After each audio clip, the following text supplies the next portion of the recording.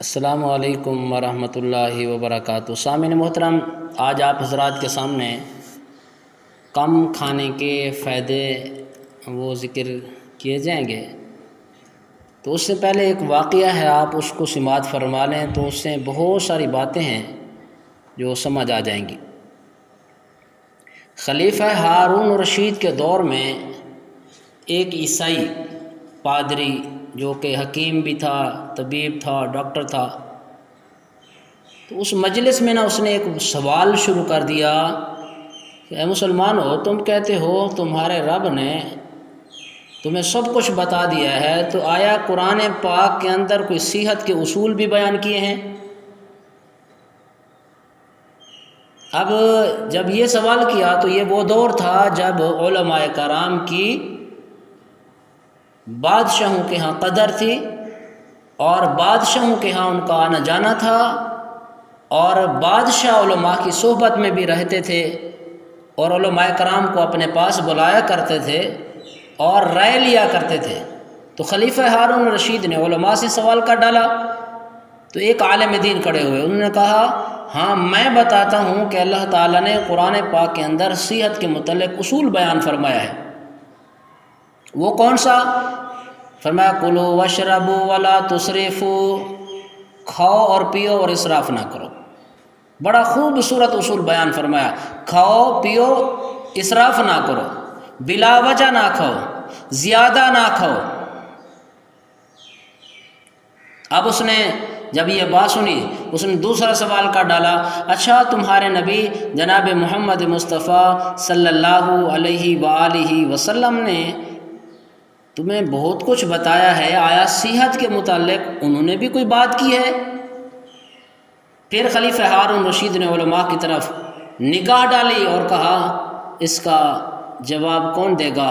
وہی عالم دین پھر کھڑے ہوئے اور کہنے لگے ہاں میں بتاتا ہوں، ہمارے پیارے نبی جناب محمد مصطفیٰ صلی اللہ علیہ وآلہ وسلم نے صحت کے متعلق کیا فرمایا ہے۔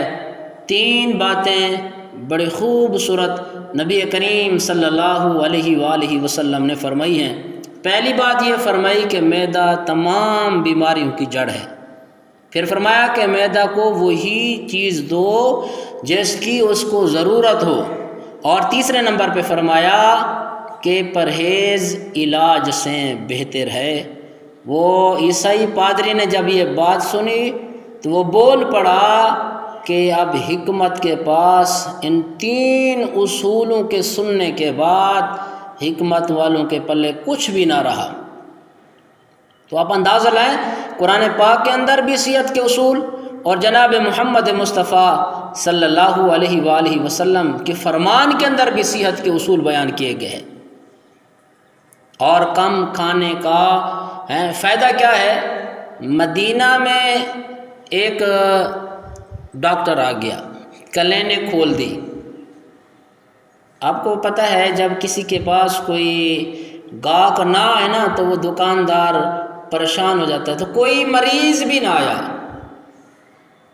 وہ چلا گیا نبی کریم صلی اللہ علیہ وآلہ وسلم کے پاس، یا رسول اللہ صلی اللہ علیہ وآلہ وسلم مدینہ میں آیا تھا، پتہ چلا کہ یہاں کوئی ڈاکٹر حکیم طبیب نہیں ہے، میں نے کہا کل انہیں کھول لوں، اچھی سیل ہوگی، روزگار بنے گا، لیکن یہاں تو کوئی ایک مریض بھی نہیں آیا۔ نبی کریم صلی اللہ علیہ وآلہ وسلم نے فرمایا کہ یہ لوگ تھوڑا کھاتے ہیں اور جب بھوک لگے اس وقت کھاتے ہیں، اور جب تھوڑی سی بھوک ابھی باقی ہوتی ہے تو یہ کھانا چھوڑ دیتے ہیں، اس لیے یہ کم کھاتے ہیں، اور کم کھانے والے بیمار نہیں ہوتے۔ کتنی بات پیارے نبی جناب محمد مصطفیٰ صلی اللہ علیہ وآلہ وسلم نے فرمائی، اور حضور علیہ السلام کی تعلیمات اور قرآن پاک کے متعلق جو قرآن کے اندر اصول بیان کیے گئے ہیں، اگر ہم ان کے اوپر کیا کریں، عمل کریں، تو یقیناً بیماریاں کم ہوں گی۔ اللہ تعالیٰ مجھے بھی آپ کو بھی عمل کی توفیق نصیب فرمائے۔ وآخر دعوانا ان الحمد للہ رب العالمین۔